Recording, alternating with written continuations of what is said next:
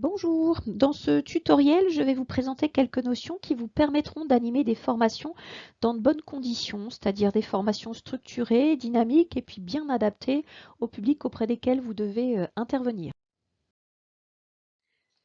Pour qu'une formation soit de qualité, on dit souvent qu'il faut que le temps de préparation soit 3 fois plus élevé que le temps d'animation. C'est-à-dire que si vous animez une journée, il vous faut 3 jours de préparation, surtout si c'est votre première intervention sur le sujet.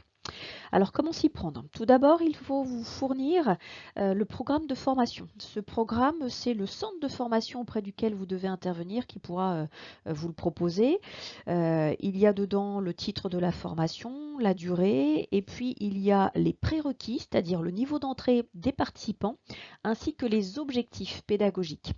Donc, ce sont en fait les productions que les stagiaires devront être capables de réaliser en fin de formation. De quoi devront-ils être capables?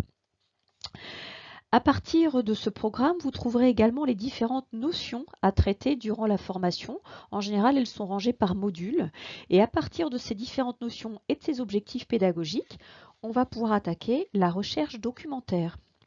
Alors, la recherche documentaire, ça consiste à aller consulter des documents de référence tels que référentiels de compétences, fiches de poste, fiches métiers ou encore des ouvrages.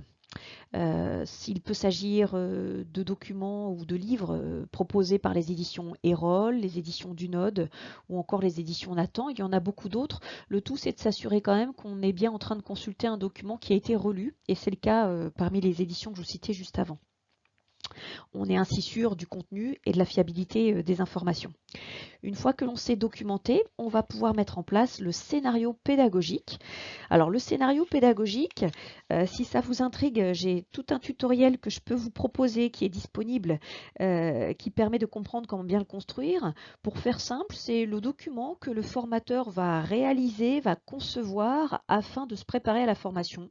C'est un document que lui seul consultera, hein. Ce n'est pas un document qui est remis aux stagiaires comme le support de formation. C'est à l'usage unique du formateur, c'est un petit peu son pense-bête. Il fait là-dedans l'inventaire des notions qu'il va traiter, puis des méthodes ou techniques pédagogiques qu'il envisage d'utiliser. Si la formation a été bien préparée, cela permettra un démarrage fluide et agréable de la formation. Il est important que l'accueil soit fait de façon conviviale, pourquoi pas autour d'un petit café, que le démarrage soit ponctuel. Il est souvent apprécié que le formateur soit là avant ses participants, de façon à ce qu'il puisse les accueillir, un petit mot de bienvenue. Il va falloir, dès le démarrage de la formation, une fois que l'animation est lancée, que le formateur se présente et qu'il permette de rassurer les participants en prouvant sa crédibilité, sa légitimité, pourquoi pas en expliquant son expérience professionnelle ou le diplôme qu'il possède pour pouvoir intervenir sur le module. Une fois qu'il aura rassuré les participants et qu'il se sera imposé comme le guide, l'animateur de cette formation, il va pouvoir ensuite expliquer quelles sont les conditions d'organisation. Le fait de rappeler quels sont les horaires, d'expliquer où se trouvent les commodités ou encore quand est-ce que l'on pourra déjeuner, va pouvoir permettre aux apprenants de se libérer l'esprit de tous ces petits soucis parasites qu'ils pourraient avoir si on ne lui a pas indiqué voilà, à quelle heure aura lieu la pause cigarette par exemple. Donc très important déjà de démarrer dans des conditions assez conviviales et puis de poser un cadre d'organisation fluide autour de la formation. Une fois qu'il se sera présenté, le formateur pourra ainsi noter au tableau, à moins qu'il l'ait fait avant le démarrage de la formation, mais en tout cas, il indiquera au tableau le programme de formation, c'est-à-dire les différents gros modules par lesquels il envisage de passer pour pouvoir atteindre ses objectifs. Cela permettra aux apprenants de se rendre compte du nombre de modules et puis de l'ordre dans lequel les notions seront traitées. Ensuite, il pourra procéder au tour de table, c'est-à-dire qu'il pourra laisser un temps de parole à chaque personne avant le démarrage de formation ou au tout début de la formation, de façon à ce que chacun puisse se présenter, indiquer dans quel contexte il travaille et quelles sont ses problématiques professionnelles liées à la formation. De ce fait, le formateur pourra du coup définir les objectifs individuels pour chaque participant en faisant du lien avec son contexte professionnel. Une fois que le tour de table sera achevé et que chacun aura bien compris quels sont ses objectifs, eh bien, il pourra procéder à un petit point d'organisation du travail. Il pourra ainsi définir si des exercices pratiques auront lieu, si il y aura par exemple des exercices en sous-groupe, et puis il pourra indiquer si un support de cours est remis sous forme papier, sous forme numérique, et puis à quel moment ce support sera remis. Pour finir, si vous envisagez peut-être de pouvoir avoir une difficulté liée au stress à votre début de formation, si vous risquez d'oublier certains éléments liés à la logistique, à l'organisation, eh bien n'hésitez pas à mettre l'un de ces éléments sur votre tableau ou sur votre projection, ce qui fait que si vous oubliez de le signaler, par exemple si vous oubliez d'indiquer les horaires de travail, eh bien dans ce cas-là, la projection parlera pour vous.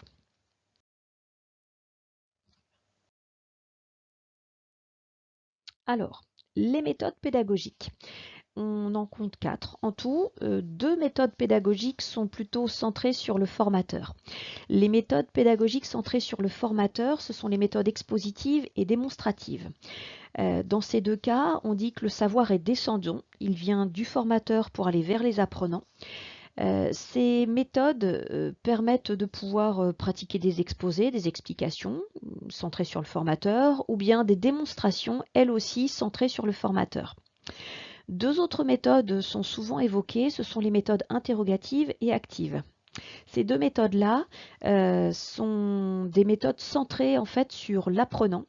Elles permettent de pouvoir aller chercher le sens logique de l'apprenant quand on l'interroge, ou bien d'aller chercher le sens logique de l'apprenant lorsqu'il pratique, lorsqu'il a un exercice à réaliser. Quelques exemples de techniques pédagogiques. Nous évoquions tout à l'heure les méthodes ascendantes et les méthodes descendantes. Donc les méthodes descendantes sont celles qui sont centrées sur le formateur. Ici, elles sont représentées en rouge, comme sur la diapositive précédente. Donc nous trouvons ici l'exposé ou l'exposé interactif, mais dans les deux cas, on est quand même très centré sur l'apport de formation du formateur. L'imitation, en général, le formateur va ici faire une démonstration et puis l'apprenant va reproduire le même geste. On est là aussi très centré sur l'apport d'information du formateur.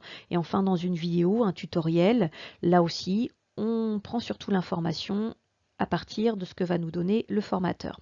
Sur la deuxième ligne, avec les couleurs jaunes, nous retrouvons ici des techniques pédagogiques qui sont plutôt ascendantes, c'est-à-dire centrées sur le sens logique du participant, de l'apprenant.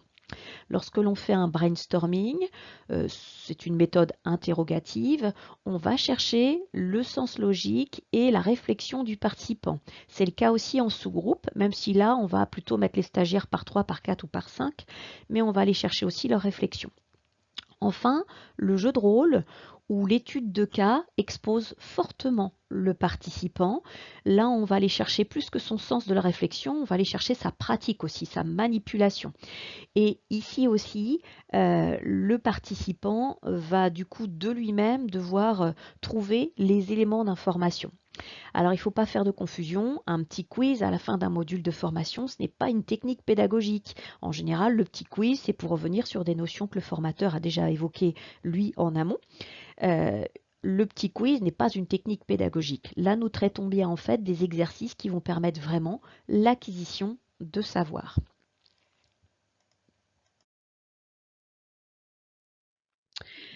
En formation, il est également très important qu'il y ait une bonne dynamique. Comment est-elle possible? Alors, le formateur va devoir faire attention à sa gestuelle. Il peut utiliser ses mains, par exemple, pour amener à la conversation, à la discussion. Il peut utiliser ses mains pour dire stop quand les participants, par exemple, font un petit peu trop de chahut. Le regard va être également très important. On va capter l'attention et le regard des participants grâce à son propre regard. Au niveau de la voix, il est important qu'elle ait du relief, qu'elle monte, qu'elle descende, que le débit de parole soit adapté à la difficulté des informations que l'on transmet, et enfin que l'intonation permette là aussi de s'imposer et puis d'amener un petit peu de soleil dans la voix, comme on dit. La positive attitude va consister à mener toujours la formation en ayant des propos positifs et dynamiques. On va bien sûr éviter les sujets dangereux comme la politique, on va éviter les sujets dangereux comme le sport. Et oui, le sport peut être un sujet dangereux. On va faire attention de rester équitable, de traiter chaque participant de la même façon. Et enfin, on va pratiquer l'écoute, on va rester en observation, on va pratiquer la reformulation lorsque les stagiaires s'expriment ou expriment des difficultés ou posent des questions. On va faire attention de s'adapter à chaque participant et d'adapter son niveau de vocabulaire au niveau de compréhension des gens qui sont face à nous. Lors de la formation, il faudra aussi régulièrement pratiquer des évaluations. Alors, il y a tout un tutoriel qui vous est proposé sur notre chaîne à propos des évaluations. Ici, je parle bien des évaluations formatives, celles qui sont réalisées tout le long de la formation. Alors, comment s'y prendre? On va bien sûr faire une évaluation sous forme d'exercice ou de mise en situation durant la formation. On va raisonner par rapport à des critères logiques ou des critères de compétences pour se demander si les personnes sont capables de réaliser la production ou pas. À partir de ces évaluations, logiquement, le formateur va adapter son rythme pédagogique, va peut-être accélérer si le groupe est très réceptif, ou au contraire ralentir si le groupe semble être un petit peu en difficulté. Il va évidemment, le formateur, adapter les apports pédagogiques. Il va proposer l'exercice de différentes difficultés en fonction des capacités de son groupe. Et puis, il va surtout, grâce à ces évaluations, permettre aux apprenants de s'auto-évaluer et de s'auto-réguler. Un apprenant qui réalise qu'il est en difficulté et qu'il est le seul dans le groupe à ne pas réaliser l'exercice concrètement, correctement, va du coup de lui-même certainement déclencher un réflexe de régulation et du coup essayer de comprendre lui-même ce qui ne fonctionne pas dans sa façon de procéder. Pour qu'une formation fonctionne correctement, on dit en général qu'il faut respecter 3 principes. Alors, le premier principe, c'est la facilitation, c'est-à-dire qu'il faut que le formateur apporte toujours tous les éléments, les fichiers, les supports, les ressources au bon moment pour que les stagiaires puissent travailler dans de bonnes conditions. Le deuxième point, c'est la régulation. Là, ça consiste plutôt à gérer les profils psychologiques dans le groupe. On va par exemple stimuler un petit peu le timide et puis freiner un petit peu le bavard. Et enfin, la production, c'est-à-dire la tâche commune à produire. Qu'est-ce que l'on va mettre en place? Qu'est-ce que l'on va devoir réaliser? C'est grâce à ça, le fait d'avoir un objectif, que le groupe va toujours aller de l'avant. Voilà, le moment est venu de terminer ce tutoriel. Et pour cela, je voulais vous parler de la conclusion que vous aurez à faire en fin de formation. Comment s'y prendre? Eh bien, il faut d'abord s'assurer qu'on va garder un temps raisonnable. Il est dommage d'avoir déroulé une agréable formation pour finalement bâcler la conclusion parce qu'on n'a pas prévu suffisamment de temps. Donc, conservez toujours assez de temps pour pouvoir faire notamment un tour de table final. Le tour de table final vous permettra de vérifier avec chaque participant non seulement que la formation lui convenait bien, mais qu'il a bien atteint les objectifs pédagogiques que vous étiez fixés dès le démarrage. Ce sera également l'occasion de discuter des décisions d'application, c'est-à-dire du fait que chacun ait pris la décision d'appliquer sur son poste de travail les différents éléments, les différentes notions que vous aurez vues durant la formation. On fera bien sûr un petit point administratif pour vérifier qu'on a notamment récupéré les feuilles d'émargement. Et puis, bien sûr, on terminera par des remerciements et puis des au revoir. Je vous remercie pour votre attention. J'espère que tout cela vous permettra d'animer des formations dynamiques et des formations bien adaptées à vos publics. Et je vous souhaite de belles animations. À bientôt peut-être.